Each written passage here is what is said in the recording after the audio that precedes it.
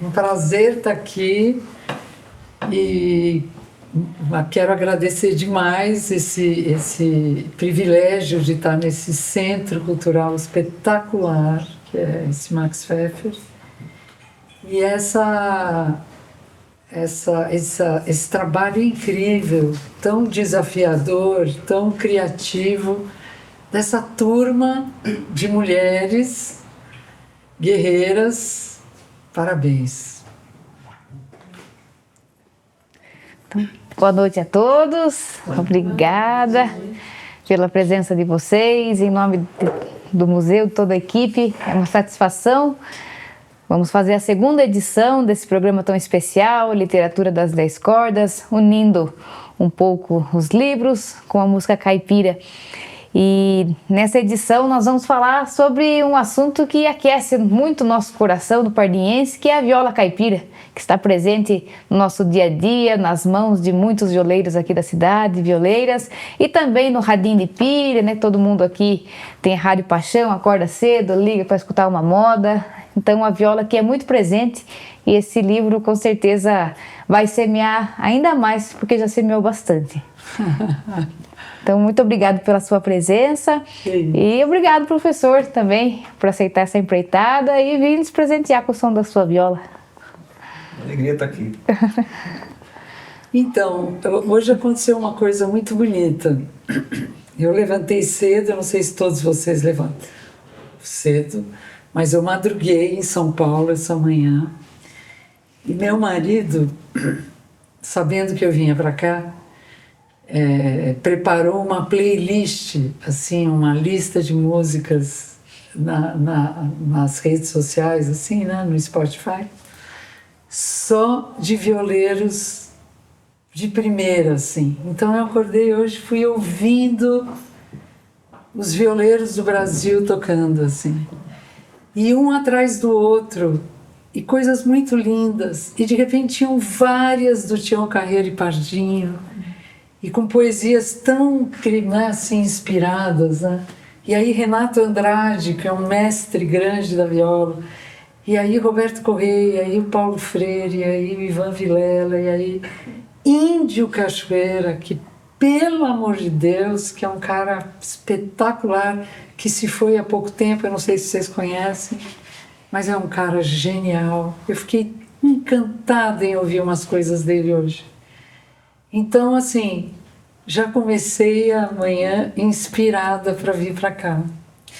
E aí vim de carona com essa figura linda que é o Vitor, que está gravando esse programa. E quando a gente saiu da rodovia e entrou para a Serrinha, que lugar lindo que fica Pardinho, né? É demais, né? Muito legal. Então, eu vim contar um pouco da história desse livro aqui, que eu não sei quem conhece ou não conhece, mas Os Violeiros do Brasil, o livro, na verdade, é resultado de uma trajetória minha com os violeiros do Brasil. Que isso começou em 95, está fazendo 30 anos, gente, parece piada, né? Mas 30 anos voam. Na verdade, eu adquiri uma roça em Minas Gerais em 95, eu conto no livro, numa região muito bonita que se chama Campo das Vertentes, onde fica Lavras, Nepomuceno, Três Corações, Santo Antônio do Amparo e etc. Não é uma região turística, é uma região de pequenos produtores de leite, principalmente. E começando uma história com café, né? Não é...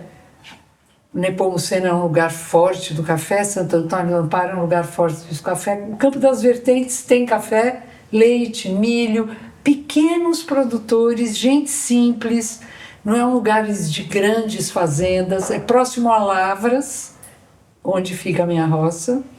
Lavras é um lugar de uma universidade de agricultura excepcional, eu não sei se vocês sabem, foi fundada por presbiterianos no século XIX que vieram dos Estados Unidos de barco, de navio. Uns pararam em São Paulo, fundaram o Mackenzie, e outros pararam em Lavras e fundaram o Gammon, e depois a Escola Superior de Agricultura de Lavras, ESAL, que hoje é UFLA, Universidade Federal de Lavras, que é uma universidade muito tradicional na área de engenharia florestal, veterinária, agricultura e tal.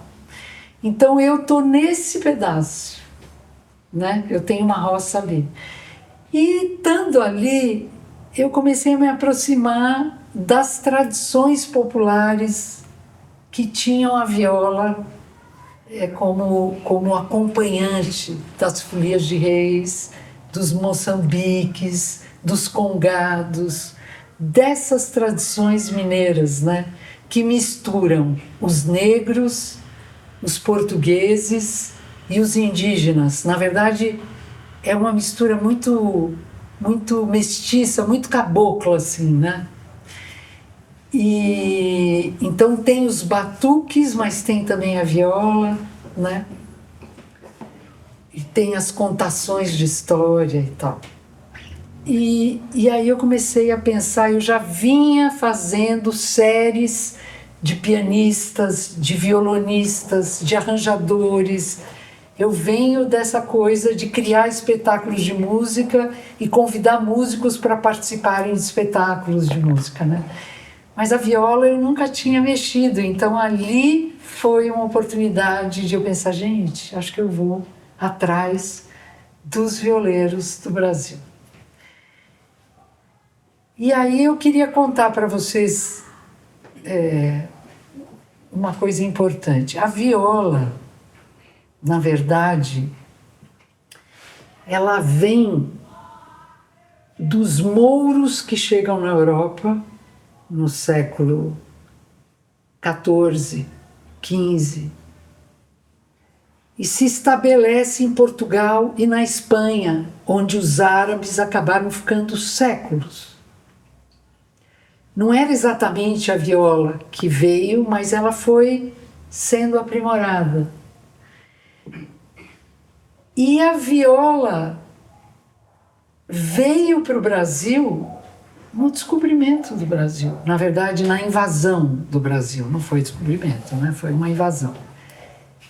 Nessa vinda com os portugueses, veio a viola, diferente do violão, que chegou no século XIX. A viola é um instrumento antigo que chegou no Brasil junto com os portugueses e está aqui há 500 anos. Então, a viola é um instrumento absurdamente brasileiro, genuinamente brasileiro. Isso é um fato importante.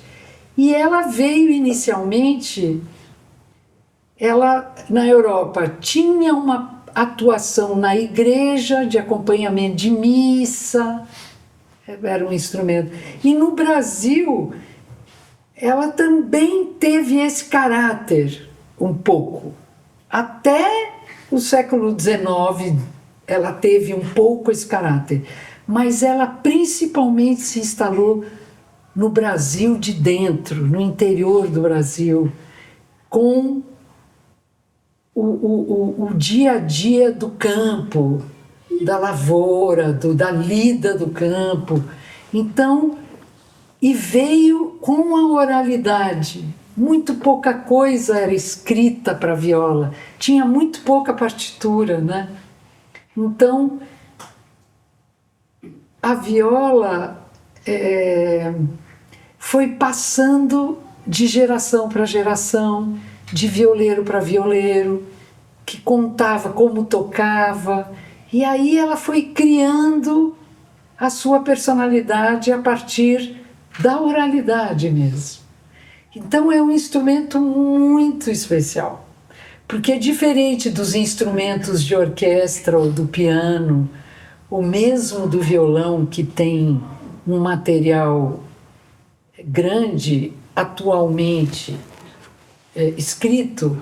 A viola passou a ter partituras e coisas escritas e material didático para se estudar como toca fulano, como toca Beltrano, com a turma desses violeiros do Brasil aqui, com o Renato Andrade, com o Roberto Correia, com o Ivan Vilela, com o Paulo Freire, com o Brás da Viola, e com gente mais jovem como João Paulo Amaral de Campinas, que é um exímio especialista em Tião Carreiro.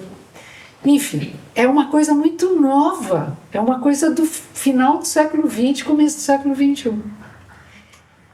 Então é um instrumento que tem um potencial para se pegar e tocar, como o Wilson está fazendo com uma turma de gente que está aprendendo a tocar viola. Você, por exemplo, é uma delas.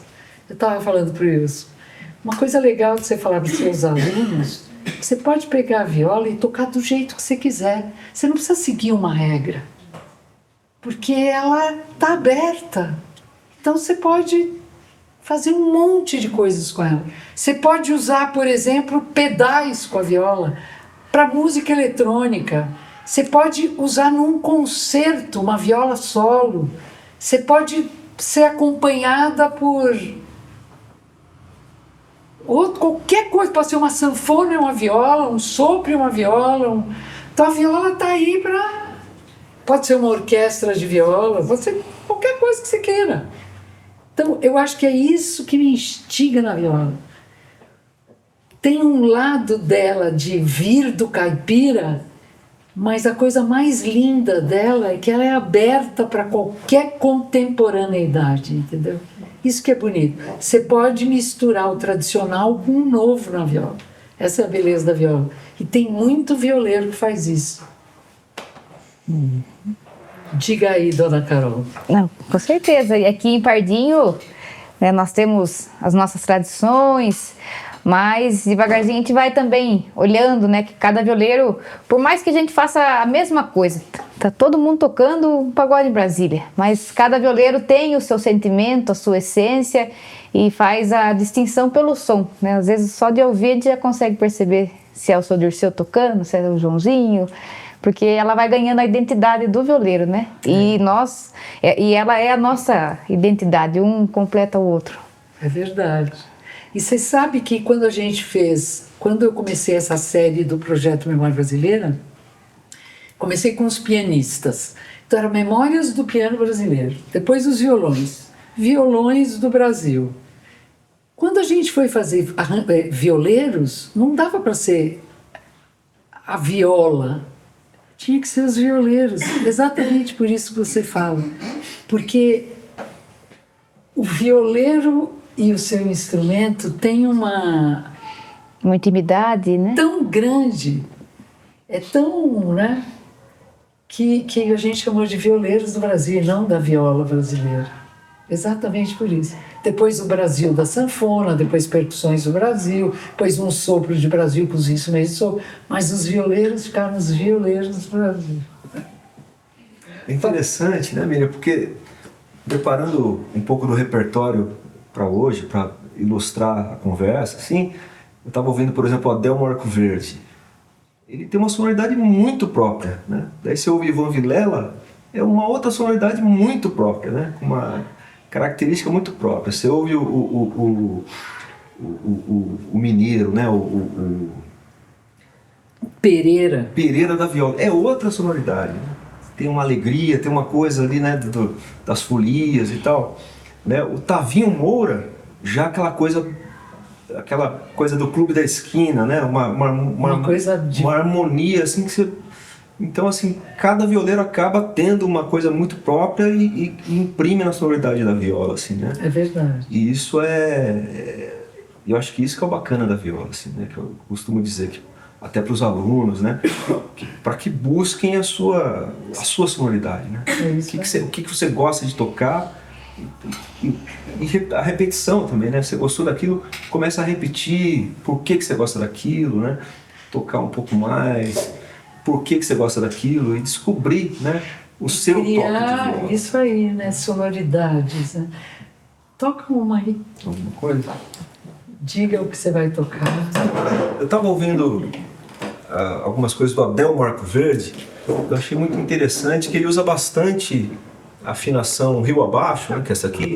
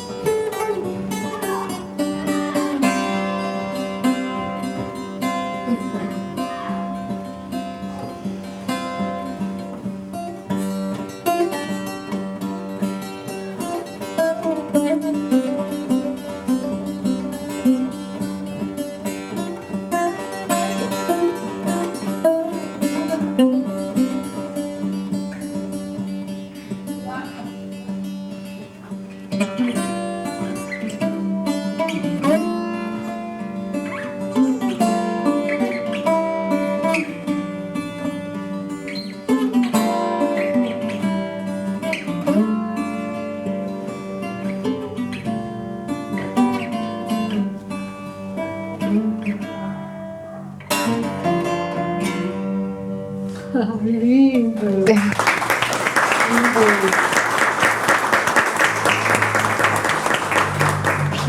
Porque você vê o Adelmo tocando isso, é acelerado, né? É o toque, né? Então, eu vou falar um pouco do Adelmo para vocês.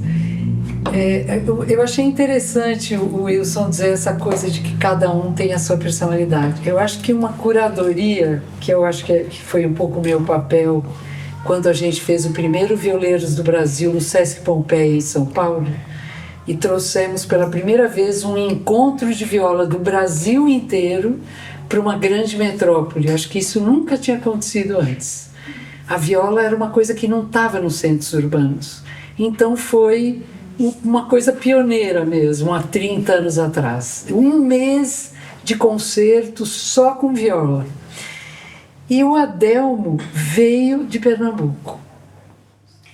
E ele... Pernambuco é um lugar onde a viola, em princípio, está no repente, né? Acompanha aquele improviso do repente, né? Não é uma viola solista originalmente e nenhuma viola de dupla. Acho que as pessoas nem sabem o que é a palavra caipira em Pernambuco, não sabem nem o que significa. Na verdade é sertaneja, né? E sertanejo virou uma outra coisa por causa da música sertaneja, da música tal. Mas sertanejo, na verdade, é do sertão, né? E a viola sertaneja é a viola pernambucana, que dá pra gente dizer, ou a viola nordestina. E a viola nordestina também traz essa coisa moura, árabe, ela tem uma outra afinação. E uma coisa muito bonita que o Adelmo Arcoverde fala, esse livro conta um pouco de cada um. O que é esse livro, na verdade? Nós recebemos esses violeiros em 1997 no Sesc Pompeia, eles vieram até nós. E em 2007, 10 anos depois, nós fomos até eles, em cada lugar onde eles viviam pelo Brasil. E aí eu fui até Nazaré da Mata, onde mora Adelmo Arcoverde. E conheci. Então, na verdade, esse livro é um pouco o universo de cada violeiro. Como vive cada violeiro, as reflexões, o dia a dia, como ele pensa. Então, é um pouco contar a história de cada um desses violeiros. Isso é esse livro, com fotos muito legais de uma bela fotógrafa. Então, traz um pouco essas minhas reflexões e um pouco de falas de cada um deles. Então, por exemplo, aqui tem o Adelmo. E Adelmo diz o seguinte, que eu acho muito bonito. Ele diz assim: o violeiro nordestino, quando compõe, não fica falando da beleza do riacho, da natureza tão linda, como a gente fala aqui, em Pardinho. Ele procura mostrar uma coisa que está no seu subconsciente, que é a própria situação do lugar em que ele vive, que é a situação difícil que o nordestino vive há séculos. Não tem para onde correr. O cara foi criado naquela região, é a seca que não acaba, é a violência. Então ele vai colocar para fora na sua composição o que tem na sua alma. Eu aprendi a compor sentindo na minha pele o sofrimento das pessoas. E é como se fosse um retorno. O que entrou, eu transformo em música. Sempre toco em cima desses temas. A própria maneira de tocar é agressiva. Essa agressividade é fruto da vivência que a gente tem com o meio. Agora, esse é um lado do Nordeste, porque quando você vai para o sertão do Nordeste, a generosidade, o amor das pessoas é um negócio impressionante. O Nordeste é um lugar, o sertão do Nordeste, mais do que o litoral, é um lugar incrível, incrível. Vamos para outra, Wilson.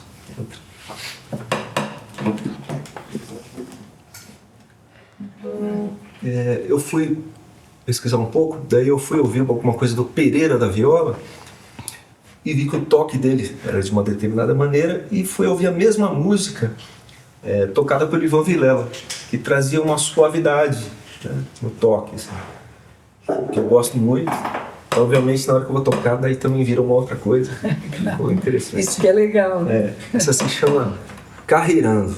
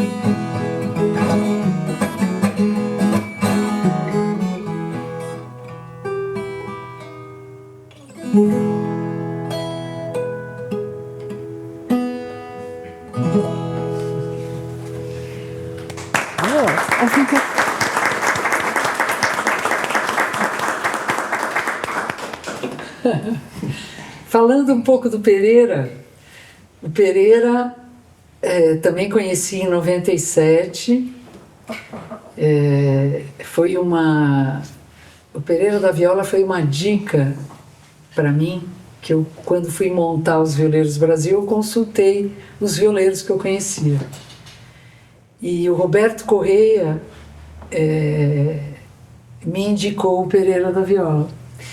E o Pereira é uma pessoa muito singular.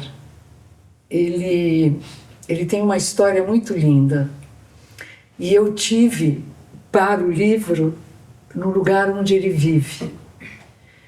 E é um lugar muito impressionante, porque o Pereira é de Minas Gerais, é negro, é de uma família que vive de fato uma comunidade. Assim, eles moram saindo de Teófilo Otoni, indo para o Vale do Jequitinhonha. Você passa pelo Vale do Mucuri. E lá tem a comunidade de São Julião, onde mora toda a família do Pereira da Viola.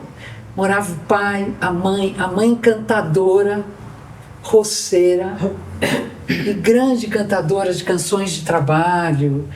E o Pereira foi criado ao lado dos irmãos e tal, nessa comunidade, que é um lugar impressionante, porque é um lugar agrícola que todos vivem.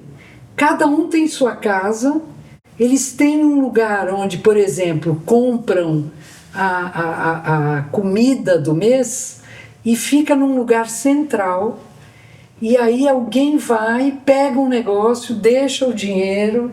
Sabe um negócio assim, as crianças vivem todas juntas, é um espaço incrível. Quando eu fui uma década e meia atrás, né, 2007, 2008, era ainda assim, uma escola onde as crianças estudavam, e um lugar absolutamente onde tudo se dividia, onde tudo se tomava decisão em conjunto, assim. Um lugar que a gente sonha, sabe um lugar que a gente sonha? De ser comum, que as pessoas vivem, enfim, né, coletivamente, que é o jeito que a gente devia viver, né? Então, Pereira tem esse histórico muito sério, assim, e ele é um grande cantor. Ele é um cantador incrível. E aí eu até vou dizer para vocês uma coisa. Não sei se todos vocês conhecem a rede YouTube, mas o YouTube é um lugar muito legal para ver vídeo. E o projeto Memória Brasileira, que eu dirijo, tem uma página no YouTube muito legal, que tem um monte desses... Todas as coisas que eu faço, os espetáculos estão lá, música. Então dá para você ver o Paulo Freire tocando, e tudo bom som, bem gravado, é muito legal. Se você quer se aprofundar nessas figuras, tem muita coisa delas para você ver. E o Pereira tem um tema lá, que ele tocou em BH, a gente fez um mega espetáculo, todos os violeiros do Brasil. Você já viu isso? Os Violeiros do Brasil? Em BH? Acho que eu assisti tudo que eu encontrei, assim. Então. E aí ele canta Tá no Tombo, você viu isso? Isso, acho que não. Que é um tema lindo e que dá para ver exatamente quem é o Pereira, que é uma pessoa muito especial. Uma excelente maravilha. Exato. Ele usa essa frase, que tudo é uma excelente maravilha. Muito bonito. E deixa eu perguntar para vocês uma coisa. Vocês têm vontade de me perguntar alguma coisa? Tem vontade de saber alguma coisa? Porque tem alguma curiosidade sobre a viola?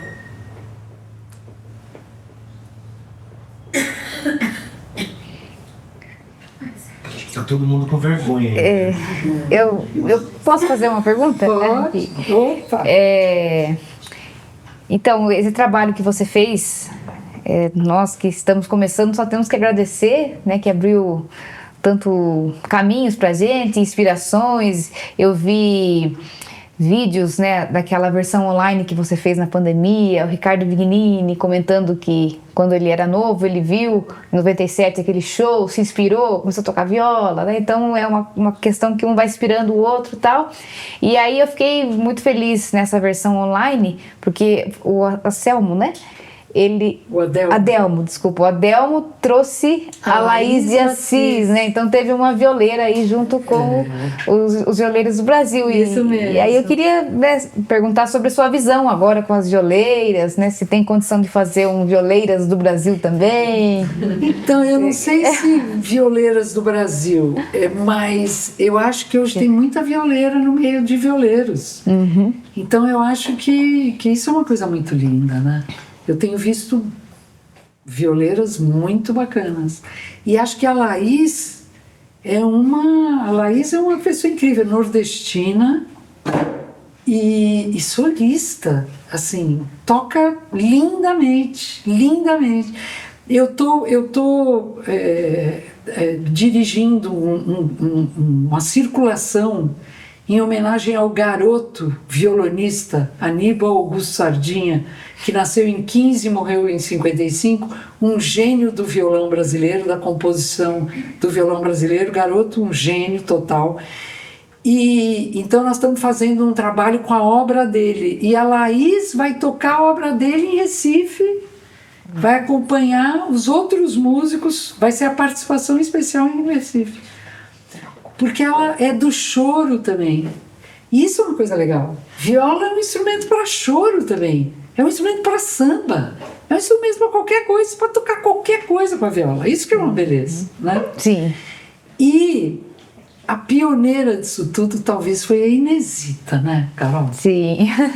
E a Inesita fez o prefácio desse livro. E ela escreve de uma maneira... Nossa, ela arrasa aqui. Inclusive, a nossa inspiração para trazer o Violeiros do Brasil e você foi o São Gonçalo, que está fotografado aí, né? Quando ele chegou pela mão do Aloísio. Esse São Gonçalo está no livro Violeiros do Brasil. Aí nós, na hora, batemos o martelo. Precisamos trazer esse livro, então, para a próxima edição. Até se você puder depois contar como é que foi essa foto, como é que foi esse momento. Tá, eu digo. Então, a Inesita, com o Viola Minha Viola durante tantos anos, né? Quando a gente fez os Violeiros do Brasil, ela abriu o programa para esses violeiros. Então a gente fez um programa Violeiros do Brasil, um Viola Minha Viola, dedicado ao projeto. E assim começou a nossa amizade. E a gente várias vezes se encontrou, ela esteve na minha casa algumas vezes, eu estive na casa dela, a gente morava muito próximo, em São Paulo. E ela tinha na casa dela um espaço cheio de São Gonçalo, cheio de São Gonçalo.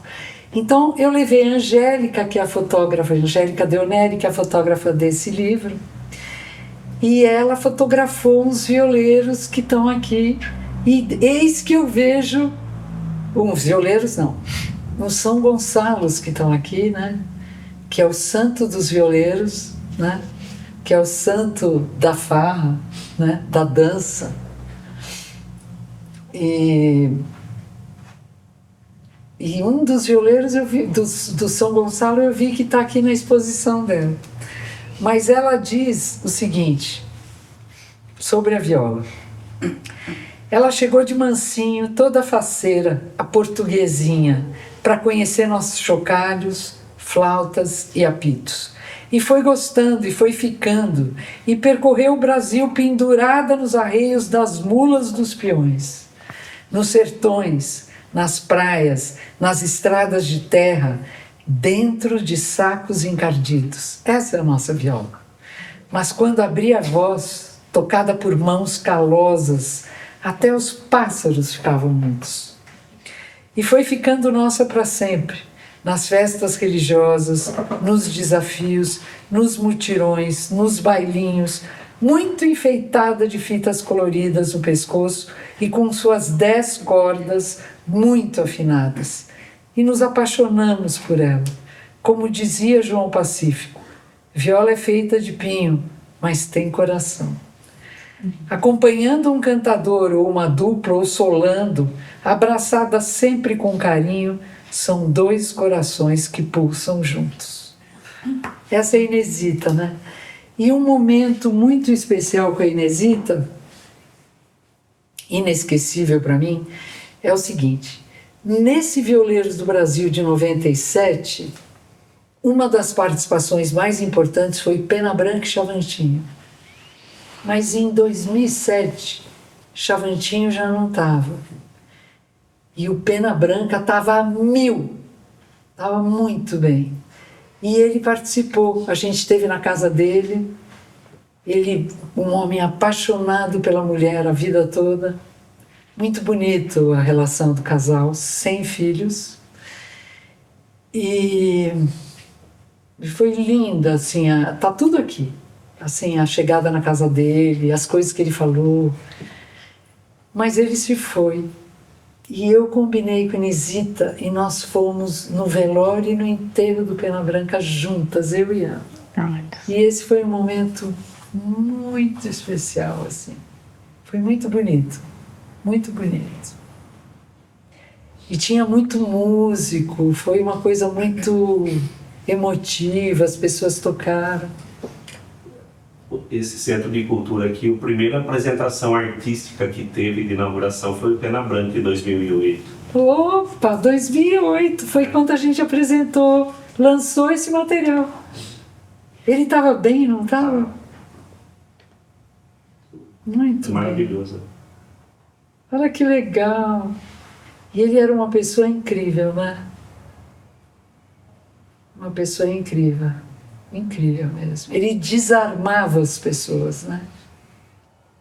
Desarmava. Uma pessoa muito especial.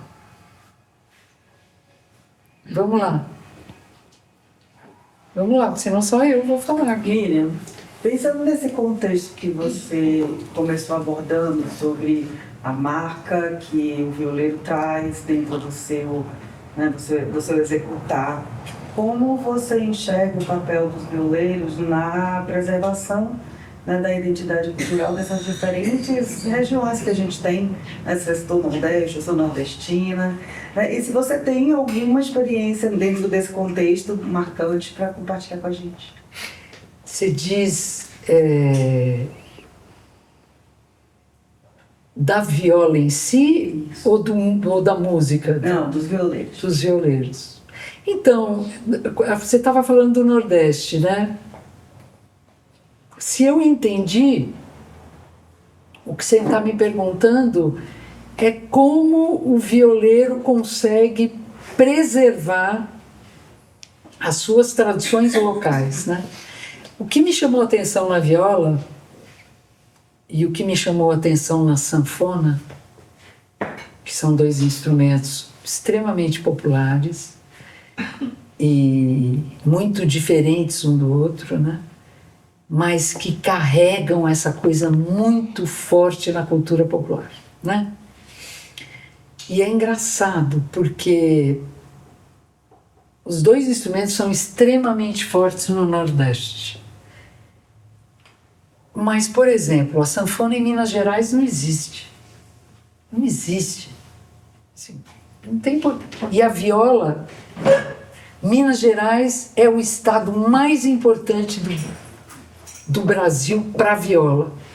E a sanfona na viola não quer dizer nada. A viola no Rio de Janeiro é nada. Há ótimos violeiros hoje no Rio, mas é uma coisa muito nova, mas não tem uma identidade com o Rio de Janeiro, a viola. A viola tem identidade com o Nordeste e acho que especialmente Pernambuco. De onde você é? Vai.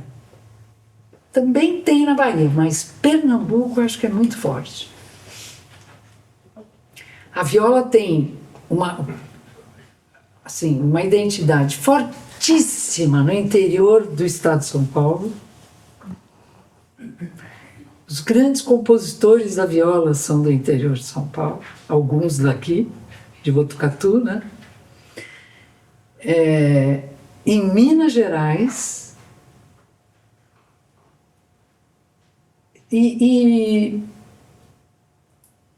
um pouco no Brasil Central, né? Assim, no Pantanal, no Mato Grosso, né? Mato Grosso tem viola.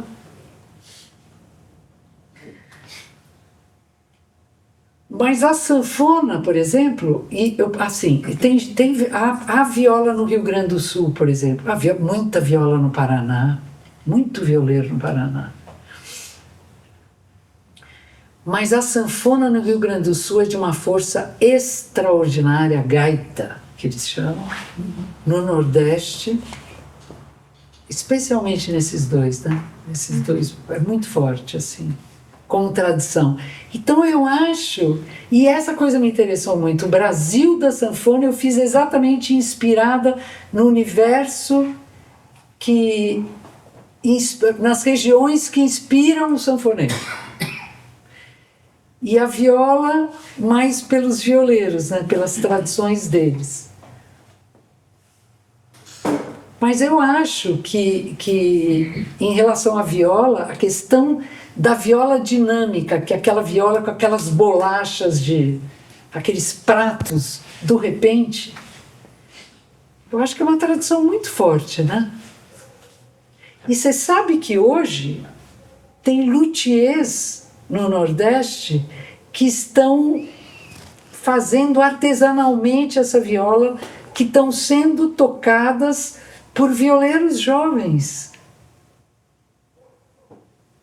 Sabe? Essa viola dinâmica, se chama viola dinâmica. Então tem o Caçapa, tem o Gulins, tem a Laís, tem um monte de violeiros que, inspirados por esse repente, que é essa tradição maravilhosa do cordel, do repente, né?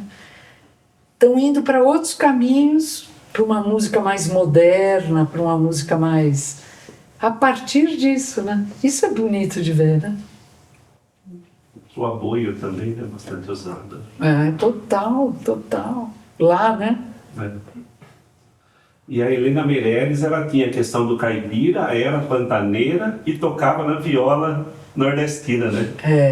Exatamente. Até você falou a questão do ponteio, né? A viola nordestina não privilegia muito, até porque era justamente aquele som agressivo do repente, né? Mas a Helena Meirelles, ela fazia uma coisa extraordinária na viola nordestina, né? Hoje, nessa playlist, eu ouvi bastante Helena Meirelles também. Foi bacana de ver isso, né? Mas ela, mais do que uma violeira, eu acho que ela era uma mulher extraordinária, né? Porque era uma mulher de muita garra, né? E pegava mesmo, né? Era uma guerreira, né? Grande figura. Fazia palheta, né? Na mão, né? Dava um jeito de fazer a palheta ali. Vamos lá com mais um tema aí.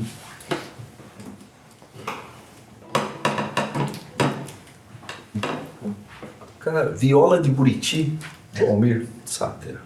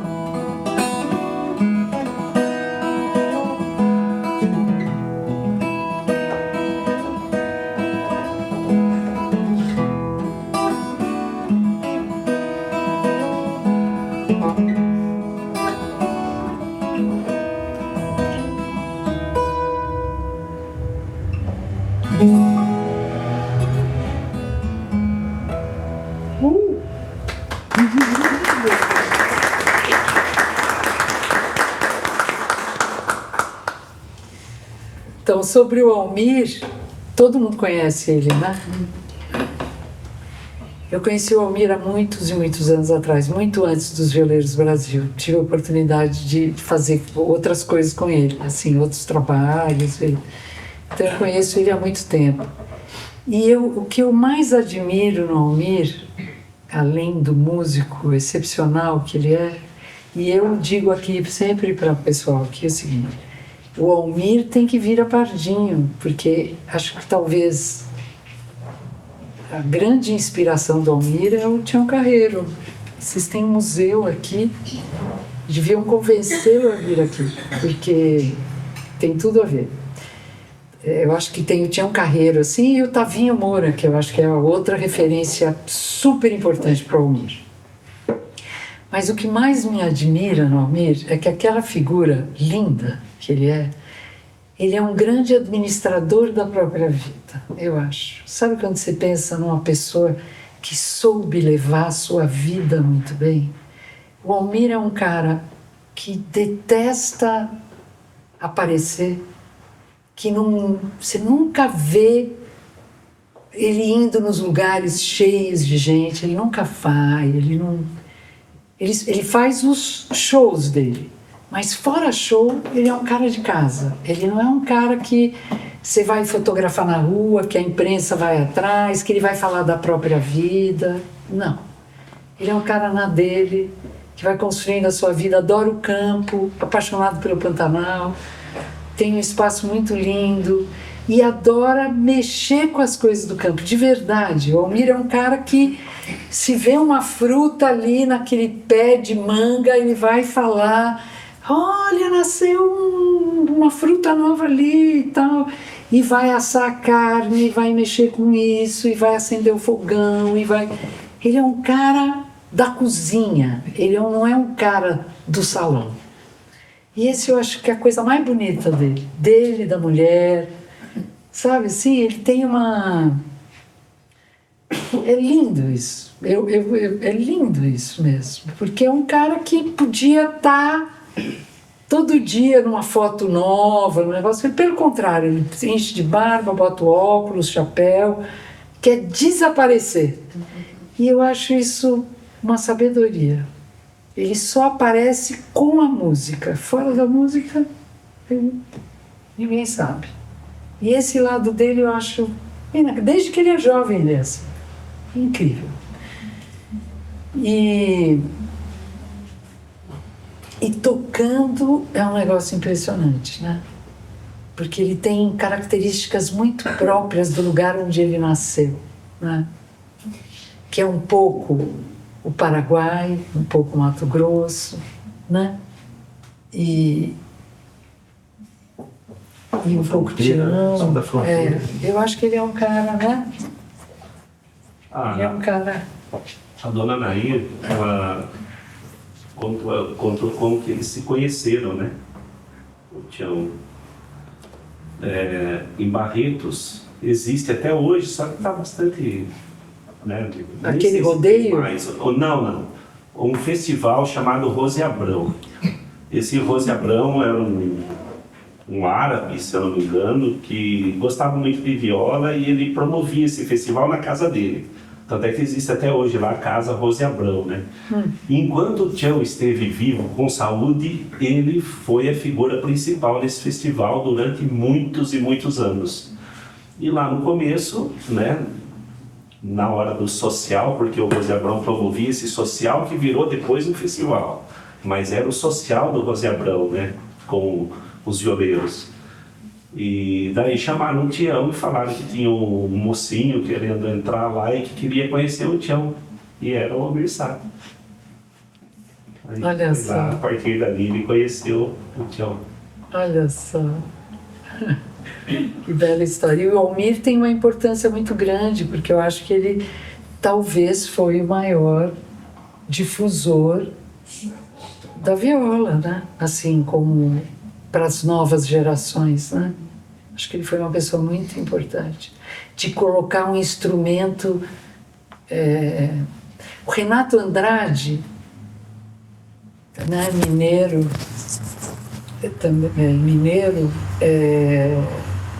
eu acho que levou a viola para a sala de concertos, porque ele era violinista da Orquestra Sinfônica de Minas Gerais.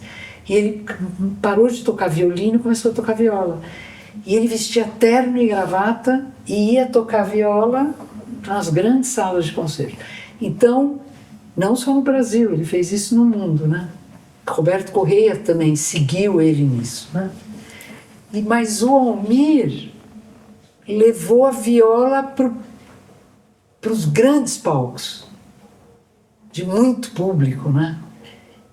Como solista, né?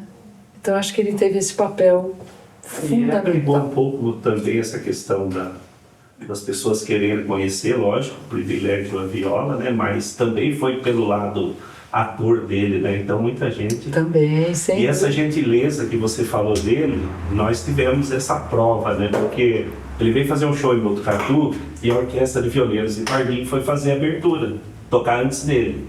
Lógico, o palco dele estava lá com as violas tudo arrumado e tinha uma arquibancada do lado onde os violeiros ficavam tocando, né?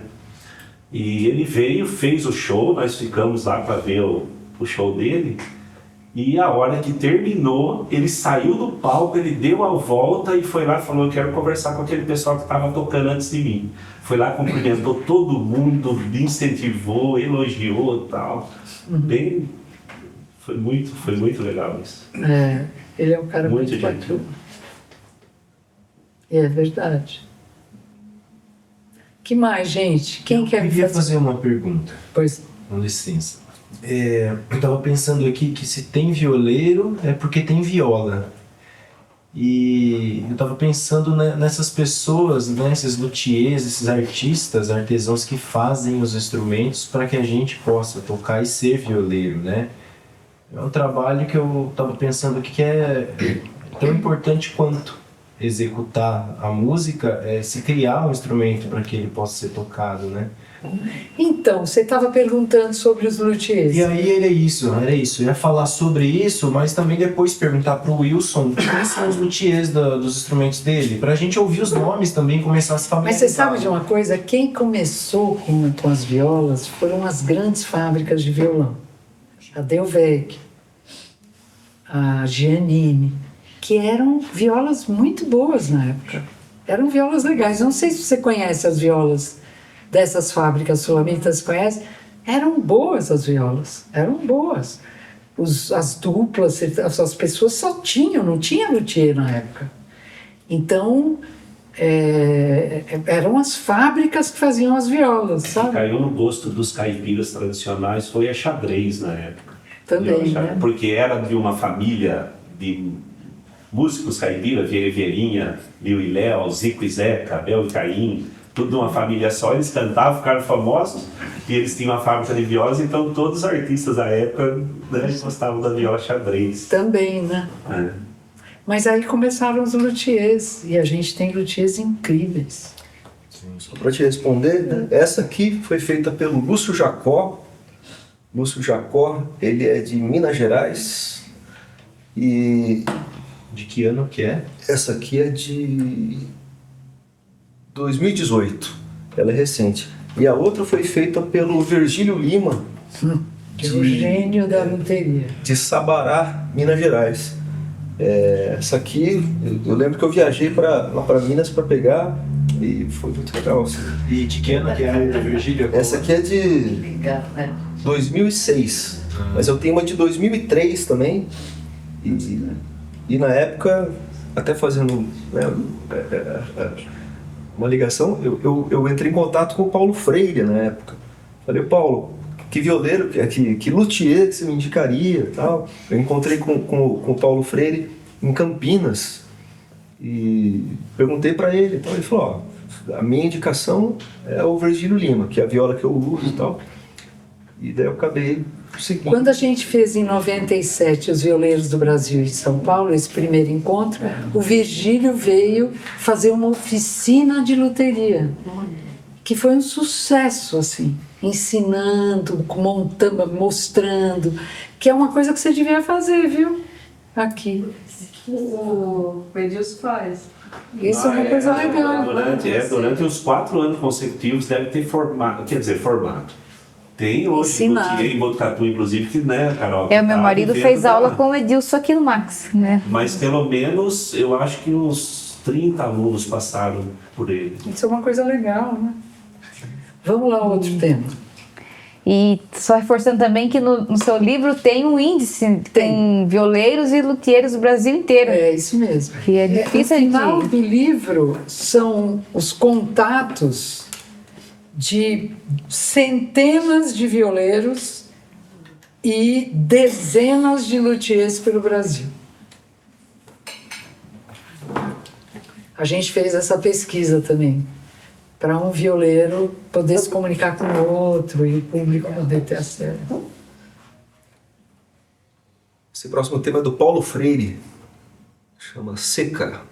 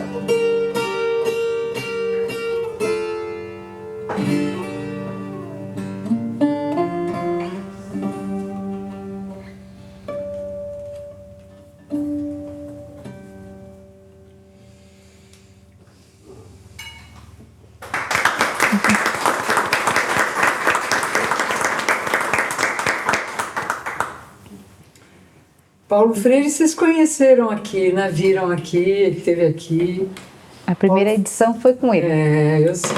Paulo Freire também é um amigo querido, anterior aos Violeiros do Brasil. E tem uma história muito bonita, né?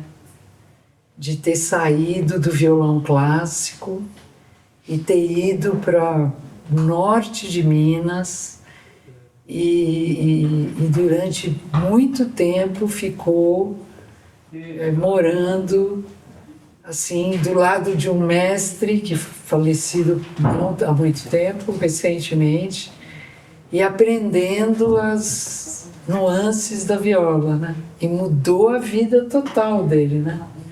E é um grande escritor também e contador de história maravilhoso. Ele é um herdeiro do Renato Andrade. Eu não sei se vocês conheceram o Renato Andrade, mas Renato Andrade era um gênio. E esse que era violinista de orquestra foi para viola e era um contador de caso assim fenomenal e tocava um instrumento inacreditável. Renato Andrade era inacreditável. Inacreditável. Eu queria fazer uma pergunta. Com relação às personalidades dos violeiros, você teve contato com vários, assim, né? Se o tipo de música que eles produzem tem a ver com suas personalidades, na medida em que você conheceu cada um. Assim.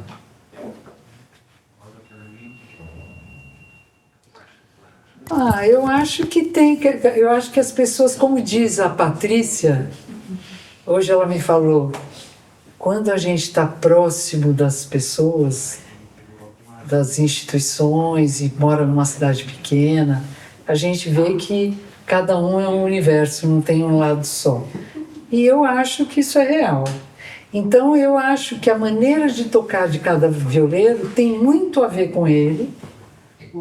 Mas, por exemplo, Paulo Freire, que é uma pessoa que tem um humor finíssimo, e você vê isso tanto na música, no jeito de tocar, mas também tem um lado triste, um lado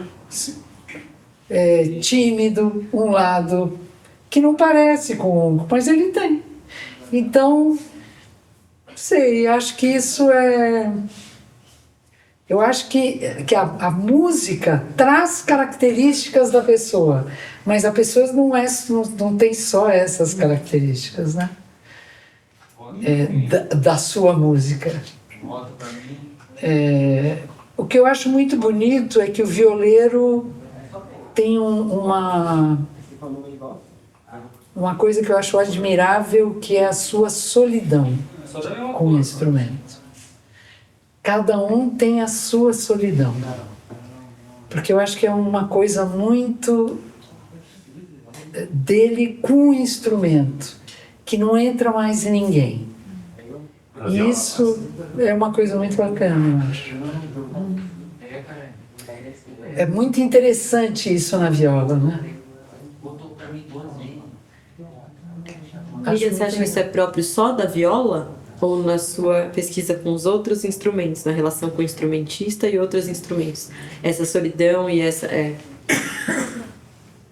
Eu acho que com a viola é mais.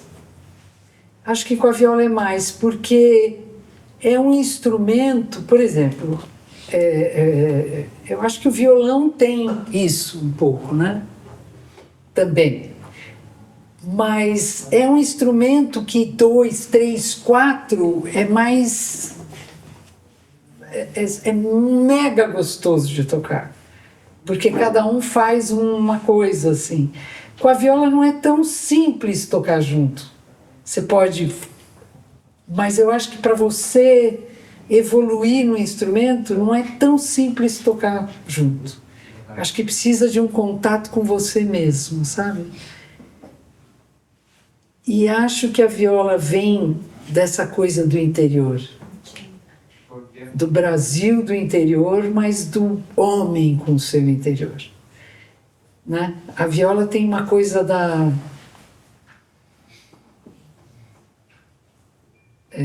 quando ela chegou aqui, quando o português chegou, e quando eu acho que tinha uma coisa da saudade de um outro mundo... Traz uma tristeza, traz um outro lado, eu acho. A viola tem uma coisa nostálgica, talvez, né? E é engraçado, porque todos os violeiros que eu conheço têm essa coisa de estar consigo e o instrumento. Muito forte. Bom, a prosa tá boa, mas nós precisamos começar a chegar nos finalmente. Acho que falta uma música do Wilson. Falta uma. Eu pensei para a última música, eu estava vendo o repertório que a Miriam sugeriu e tal, e pensei num folclore que o Tavinho Moura recolheu e cantou. Acho que é uma adaptação dele, na verdade, né? Todo mundo conhece, pode cantar quem souber, tá bom? Que é Os Peixinhos do Mar.